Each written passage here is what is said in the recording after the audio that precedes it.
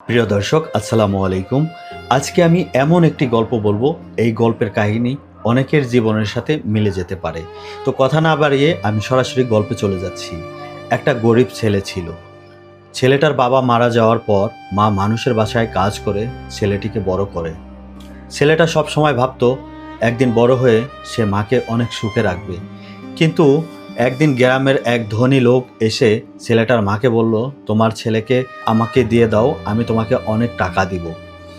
গরিব মা টাকার লোভ সামলাতে পারল না, ছেলেটাকে না বলেই লোকটার হাতে তুলে দিল। ছোট ছেলেটা শুধু একটা কথাই বলেছিল, মা আমি তোমাকে ছাড়া থাকতে পারবো না, মা আমাকে ফেলে যেও না, আমি তোমাকে ছাড়া থাকতে পারবো না।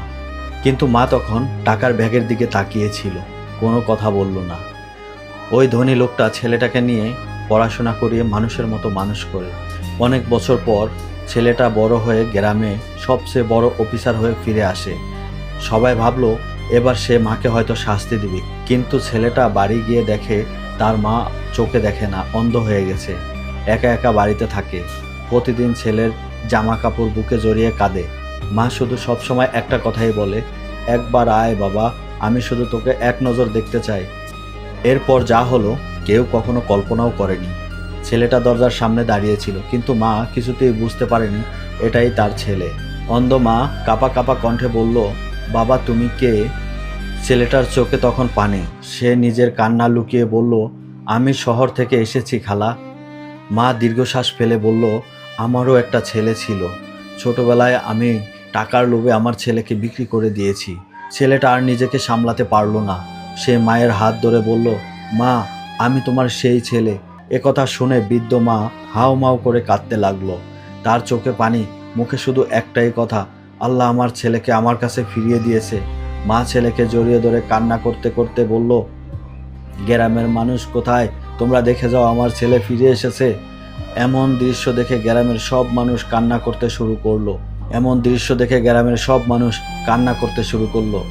কিন্তু তখন ছেলেটি তার মাকে একটি কথা বলল, মা তুমি টাকার জন্য আমাকে বিক্রি করে দিয়েছিলে, তবুও আমি তোমাকে ঘৃণা করি না, কারণ তুমি আমার মা।